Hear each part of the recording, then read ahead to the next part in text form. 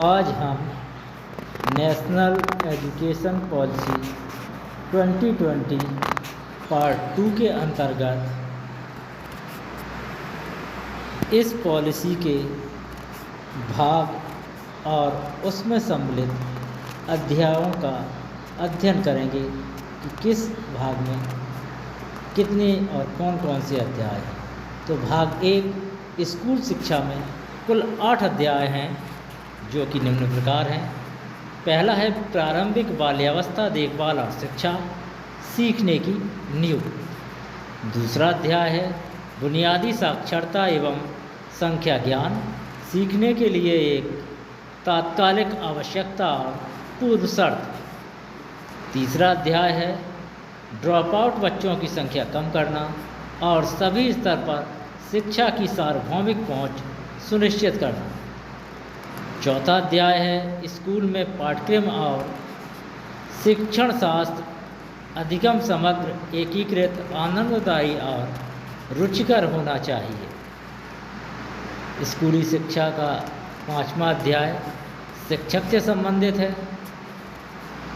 6वां भाग समतामूलक और समावेशी शिक्षा सभी के लिए अधिगम से संबंधित है।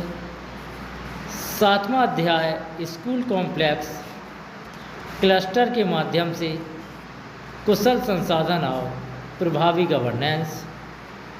और स्कूल शिक्षा का 8वां और अंतिम अध्याय है स्कूल शिक्षा के लिए मानक निर्धारण और प्रत्यायन। NPE 2020 के पार्ट 2 में उच्चतर शिक्षा का वर्णन है। इसमें कुल 11 अध्याय हैं जो 9 से 19 तक क्रमशः दिए गए हैं, क्योंकि पहले भाग में 8 अध्याय थे तो इसका क्रमांक 9 से शुरू होता है। तो 9वां अध्याय उच्चतर शिक्षा का पहला अध्याय है गुणवत्तापूर्ण विश्वविद्यालय एवं महाविद्यालय, भारतीय उच्चतर शिक्षा व्यवस्था हेतु एक नया और भविष्योन्मुखी दृष्टिकोण। 10वां अध्याय है संस्थागत पुनर्गठन और समेकन।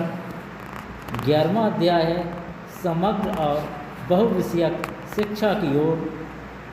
12वां अध्याय है सीखने के लिए अनुकूलित वातावरण व छात्रों को सहयोग।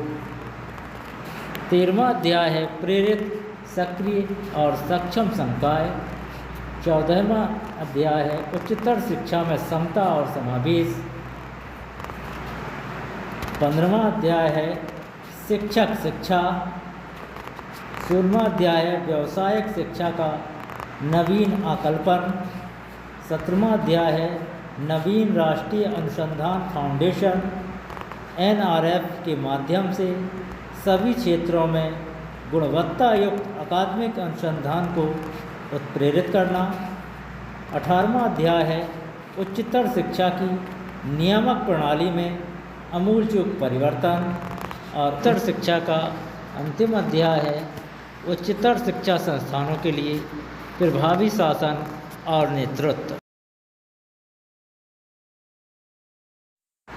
NEP 2020 के पार्ट 3 के अंतर्गत अन्य केंद्रीय विचारणीय मुद्दों पर चर्चा की गई है। इस तीसरे भाग में कुल 5 अध्याय हैं जो कि क्रमांक 20 से शुरू होते हैं। तो 20वां अध्याय है व्यावसायिक शिक्षा। 21वां अध्याय है प्रौढ़ शिक्षा और जीवन पर्यंत सीखना। 22वां अध्याय है भारतीय भाषाओं, कला और संस्कृति का संवर्धन। अब ये याद रखने के लिए बहुत उपयुक्त है। 22वां भारतीय भाषाओं, कला और संस्कृति का संवर्धन है, जबकि भारतीय संविधान में 22 भाषाओं को ही मान्यता दी गई है 8वीं अनुसूची में, इसलिए इसको याद रखना आसान हो जाएगा। 23वां अध्याय है प्रौद्योगिकी का उपयोग एवं एकीकरण। 24वां अध्याय है ऑनलाइन और डिजिटल शिक्षा प्रौद्योगिकी का न्यायसम्मत उपयोग सुनिश्चित करना। NEP 2020 के पार्ट 4 में क्रियान्वयन की रणनीति का वर्णन है। इस भाग में कुल 3 अध्याय हैं जो कि निम्न प्रकार हैं। तो 25 अध्याय है केंद्रीय शिक्षा सलाहकार बोर्डों का सशक्तिकरण करना। 6वां अध्याय है वित्त पोषण, सभी के लिए वहनीय एवं गुणवत्तापूर्ण शिक्षा। और 27वां और अंतिम भाग है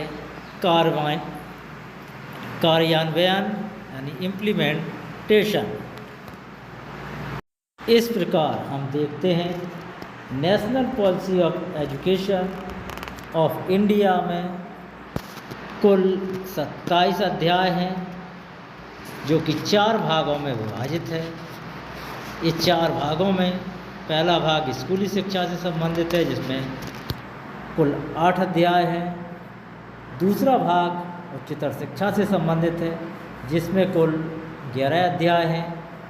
तीसरा भाग में केंद्रीय विचारणीय मुद्दों की चर्चा की गई है, इसमें कुल 5 अध्याय हैं। और अंतिम भाग है क्रियान्वयन की रणनीति, इसमें कुल 3 अध्याय हैं।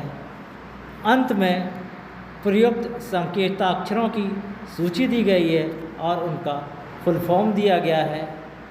NEP 2020 के अंतर्गत बनने वाले वीडियो के अगले भाग में हम प्रयुक्त संकेताक्षरों की चर्चा करेंगे, क्योंकि इन संकेत अक्षरों को जाने बिना अगर हम NEP 2020 का अध्ययन करते हैं तो हो सकता है हमें कम समझ में आए, इसलिए हम पहले इन संकेताक्षरों का अध्ययन करेंगे, उसके बाद ही NEP 2020 को डिटेल से पढ़ेंगे, उसका अध्ययन करेंगे।